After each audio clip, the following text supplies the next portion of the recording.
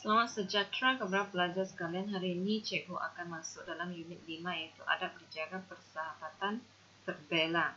Jadi dalam unit ini pelajar akan belajar tentang perlakuan yang beradab dalam persahabatan. Apakah yang patut dilakukan dalam menjalin hubungan persahabatan.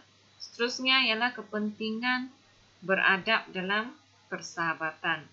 Seterusnya ialah perbezaan perlakuan beradab dengan tidak beradab dalam persahabatan. Seterusnya ialah mengetahui batasan adab dalam persahabatan. Seterusnya ialah perasaan apabila dapat menjalinkan persahabatan yang beradab. Dan terakhir sekali ialah amalan hidup beradab dalam menjalinkan persahabatan pelbagai kaum.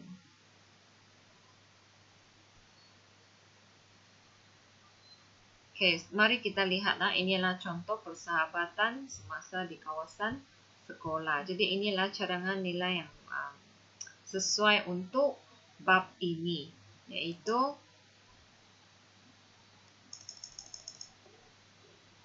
kebebasan, kejujuran, nilai toleransi, nilai hemat tinggi dan nilai hormat. Kita patutnya mengamalkan nilai-nilai ini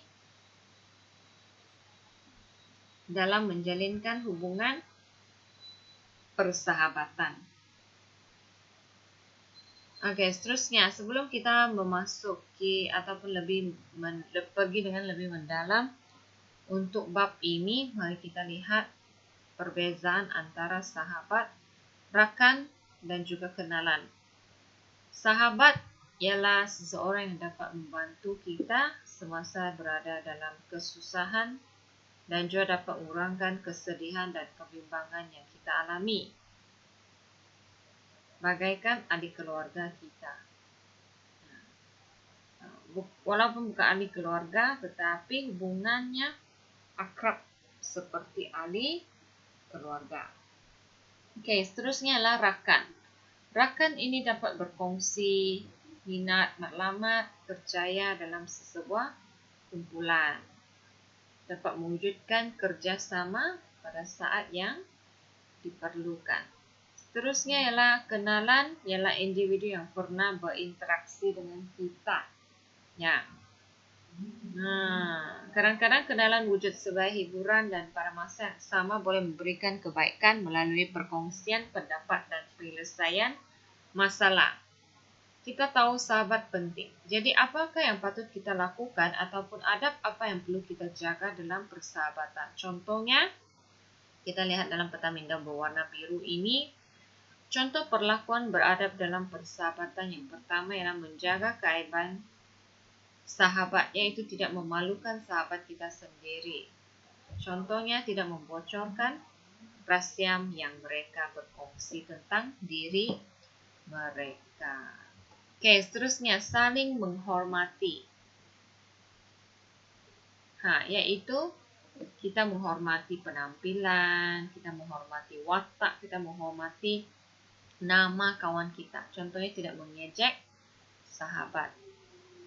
Okey, seterusnya ikhlas. Kita mestilah bersifat ikhlas dalam menjalinkan hubungan persahabatan. Bukan dengan ada tujuan tertentu ataupun udang-udang di sebalik batu semasa kita berkawan dengan orang lain. Contohnya memberikan tunjuk ajar dalam pelajaran. Seterusnya ialah bertoleransi. Tidak menengking ketika bercakap. Kita haruslah bertolak ansur berlemah lembut dalam pergaulan. Okey, seterusnya kita lihat memberikan sokongan. Sokongan dari segi moral. Okey. Contohnya menasihati ke arah kebaikan. Kita memberikan sokongan kepada keluarga. Sama juga kita memberikan sokongan moral kepada rakan-rakan semasa mereka menghadapi masalah. Ataupun mereka ada tabiat yang buruk, kita memberikan nasihat ke arah kebaikan. Inilah contoh perlakuan beradab dalam persahabatan. Seterusnya kita lihat. Kenapa penting perlu kita beradab dalam persahabatan. Kita lihat dalam kotak biru ini, yang pertama, mengelakkan perselisihan paham dan pertelingkahan. Contohnya, tidak membuat sesuatu yang boleh melukakan hati sahabat. Kan? Kita tidak sepatutnya melakukan sesuatu, menuturkan sesuatu yang tidak baik, menyebut kekurangan orang secara terus terang, kan? Akan menyebabkan pertelingkahan. Seterusnya, kita haruslah menjaga hati dan perasaan sahabat. Contohnya, kita bercakap secara sopan dan berhema dengan sahabat. Kalau kita bercakap secara kasar, kawan kita akan merasa tersinggung, dan dia akan simpan dalam hati. Seterusnya, kita lihat mempererat hubungan persahabatan. Bagaimana? Contohnya, menjarahi sahabat yang sakit. Ini menjadi satu amalan yang baik. Semasa rakan kita sakit, kita menjarahinya untuk menunjukkan kita ambil berat terhadap mereka. Hal ini akan mengeratkan hubungan persahabatan. Seterusnya ialah menimbulkan kepercayaan dan keyakinan kepada orang lain. Kepada sahabatnya, contohnya bagaimana? Contohnya, kita menyimpan rahasia kawan-kawan kita lah. Kawan kita berkongsi rahasia itu sebab mereka percaya kepada kita. Jadi kita mestilah menyimpannya dan bukan mengheboh-hebohkan kepada orang ramai.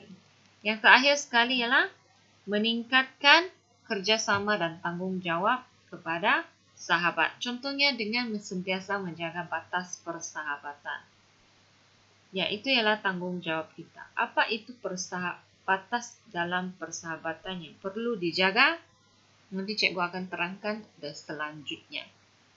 Itu ialah kenapa pentingnya kita beradab dalam persahabatan. Seterusnya, kita lihat pula yang negatif. Ini adalah contoh perlakuan yang tidak beradab dalam persahabatan. Yang pertama sekali, mengkhianati sahabat adalah satu perbuatan yang sangat keji. Kita tidak boleh mengkhianati ahli keluarga sendiri. Kita tidak boleh mengkhianati keluarga. Jadi sama juga kita tidak boleh mengkhianati sahabat kita sendiri. Kita mesti ada semangat setia kawan di situ. Seterusnya, yang kedua ialah menghina sahabat. Kita tidak sepatutnya menghina seseorang karena ini akan menyakitkan hati atau meninggalkan kesan yang buruk terhadap seseorang, kan? Seterusnya, kita lihat yang ketiga, menyebarkan keburukan sahabat. Ini pun salah satu kesalahan yang sangat besar, ya. Apabila kita melihat rakan kita ada tabiat yang buruk ataupun bersikap buruk ataupun perlakuan yang tidak betul, kita sepatutnya menasihatinya ke arah yang lebih baik supaya dia boleh mengubah ataupun membuang tabiat buruk tersebut, dan bukannya menyebarkan keburukan sahabat kita di belakang tanpa pengetahuannya. Ini bukan sahabatnya, ini bukan perbuatan sahabat yang sebenarnya. Sahabat yang sebenar, kita selalu menginginkan sahabat kita ataupun rakan kita berjaya bersama-sama dengan kita. Betulkah? Dan sama juga, manusia dalam dunia ini, seluruh dunia ini merupakan satu badan yang menyeluruh. Apabila kita menyakiti orang lain, sebenarnya kita menyakiti diri sendiri. Ini adalah satu hukum ataupun teori yang sudah diketahui orang ramai. Dan cikgu akan terangkan dalam video yang seterusnya. Seterusnya, kita lihat yang keempat, memungkiri janji. Apa yang kita taburkan itu kita mesti laksanakan. Seseorang yang berjaya semestinya seseorang yang menepati janji.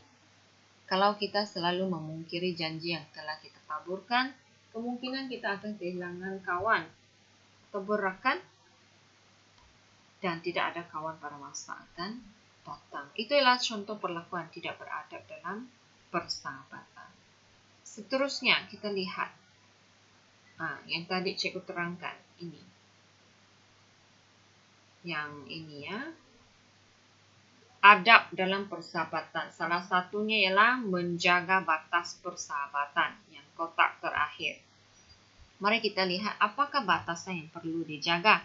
Mari kita lihat batasan dalam persahabatan. Yang pertama ialah tidak mencampuri urusan pribadi sahabat. Contohnya, bagaimana rakan kita menggunakan wang sendiri, membelanjakan wang, ataupun urusan keluarganya, kita tidak sepatutnya mencampuri. Kerana keadaan akan menjadi lagi kelam kabut. Seterusnya kita lihat yang kedua, tidak berprasangka buruk dan mencurigai sahabat kita. Kita memilih seseorang sebagai sahabat kita, kita mestilah percaya 100% kepadanya, kan? Seterusnya adalah menjaga batasan pergaulan lelaki dengan perempuan. Walaupun berkawan baik antara satu sama lain, tetapi kita mestilah menjaga batasan. Contohnya, lelaki dan perempuan tidak boleh bersentuhan ataupun berdua-duaan. Seterusnya yang keempat ialah tidak menghina kekurangan sahabat. Kita lihat kawan kita mungkin kurang dari segi akademik ataupun co-curriculum, kita tidak boleh menghina. Sepatutnya kita membimbing kawan kita ke arah kemajuan, kejayaan. Membimbing dari segi akademik ataupun dari segi co-curriculum.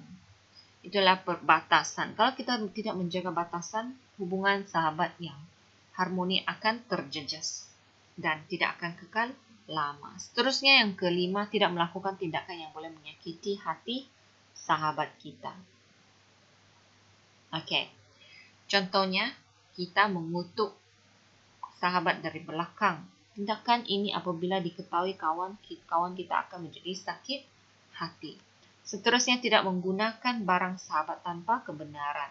Jika kita menggunakan barang orang lain tanpa kebenaran, sebenarnya tindakan tersebut sama seperti mencuri.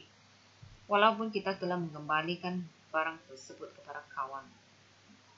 Sebab kita tidak meminta kebenaran terlebih dahulu. Jadi, lain kali kita mestilah meminta kebenaran terlebih dahulu sebelum kita menggunakan barang orang lain. Jadi, ini ialah apa yang perlu dan tidak patut dilakukan dalam menjaga persahabatan. Sebagai kesimpulannya, cikgu minta kamu untuk menyalin nota dalam buku latihan moral ya. Yang pertama ialah yang kotak warna merah jambu ini, 3 kotak ini. Seterusnya ialah peta minda yang berwarna biru ini perlu disalin. Contoh perlakuan beradab dalam persahabatan. Dan seterusnya ialah peta minda ini. Kenapa penting kita menjaga adab dalam persahabatan? Seterusnya ialah contoh perlakuan yang negatif. Tidak beradab, perlu salin. Seterusnya ialah batasan dalam persahabatan perlu ditulis dalam buku. Jadi sebagai kesimpulannya untuk unit 5 ini, kita mestilah mengamalkan nilai-nilai kebebasan, kejujuran, toleransi, hormat tinggi dan hormat untuk menjaga hubungan yang baik dengan kawan. Jadi itu sahaja untuk pembelajaran hari ini. Kita akan jumpa dalam video yang seterusnya. Sekian, terima kasih.